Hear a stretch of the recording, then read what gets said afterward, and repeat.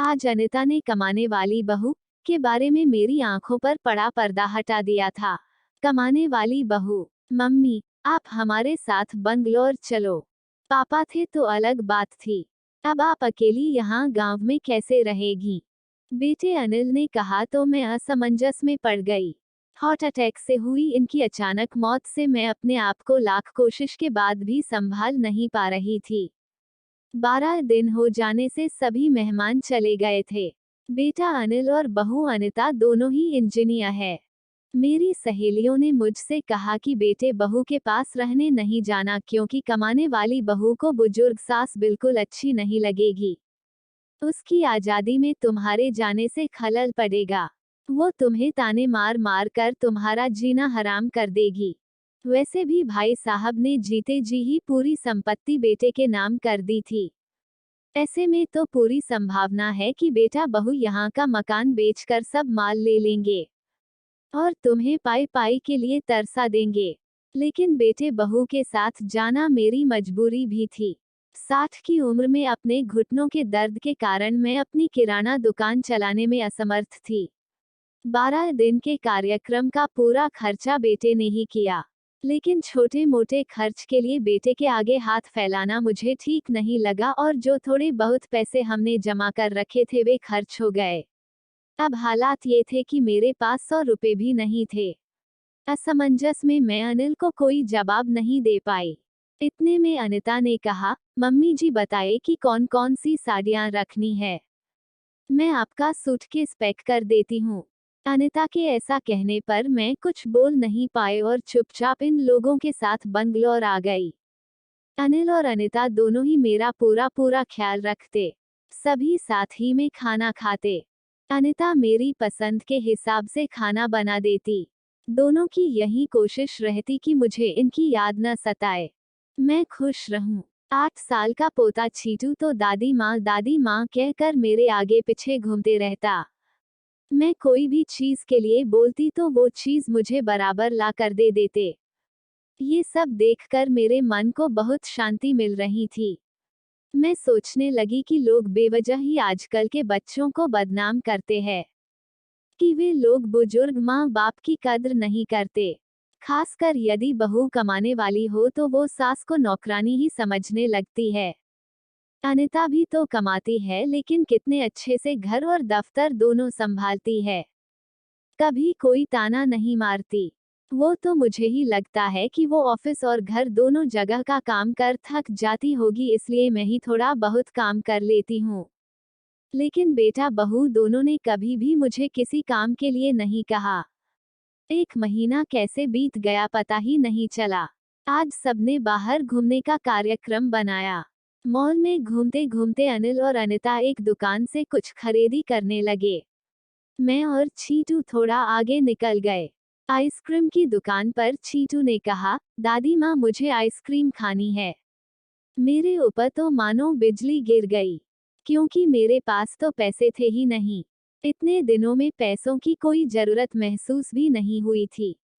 अब क्या करूं? मेरा उतरा हुआ चेहरा देखकर छीटू ने फिर कहा, दादी माँ प्लीज ले दीजिए ना। सॉरी बेटा, मैं अपना पर्स घर में ही भूल गई। मेरे ऐसा कहने पर छीटू ने मेरी तरफ कुछ अजीब नजरों से देखा। उसे लगा कि आइसक्रीम न दिलाना पड़े इसलिए मैं बहाना मार रही हूँ। लेकिन मैं कर भी क्या सकती थी? मुझे अपनी बेबसी पर रोना आने लगा। मैं कैसी दादी हूँ कि अपने पोते को आइसक्रीम भी नहीं दिला सकती। इनके जाने के बाद पहली बार मैं अपने आप को बहुत ही असहाय महसूस कर रही थी। हमने बाहर डिनर किया। अनिता ने मेरे पसंद की काजू करी ऑर्डर की थी, लेकिन मुझे उसमें भी स्वाद नहीं आ रहा था। घर आने पर थोड़ी देर सभी ने टीवी देखी। अनिल सोने चला गया और अनिता छीटू के कमरे में गई ताकि मच्छर की टिकिया लगाकर उसे ब्लैंकेट आदि देकर सुला दे। मैं भी अपने कमरे में सोने जाने लगी। इतने में मुझे छीटू की आवाज सुनाई दी, मम्मी, दादी माँ बहुत ही कंजूस है। तू ऐसे कैसे बोल रहा है? हाँ मम्मी, आज मॉल में घूमते वक्त मैंने दादी माँ को आइसक्रीम दिलाने कहा तो उन्होंने कहा कि वे अपना पर्स घर में ही भूल आई है। कितना अच्छा है न? मम्मी की बाहर जाओ तो पसी साथ में न ले जाओ, तो कुछ खर्चा ही नहीं होगा। कंजूस दादी माँ, ये क्या है छीटू। दादी माँ के लिए ऐसा बोलते वक्त तुम्हें जरा भी विचार नहीं आया? क्या तुम उनके दुख को समझ सकते हो कि वो फिलहाल कितने दुख में है? दादी माँ को क्या दुख है? बेटा, अभी तक दादी माँ और दादाजी गांव में एक साथ रहते थे। अब अचानक दादाजी हम सबको छोड़कर चले गए।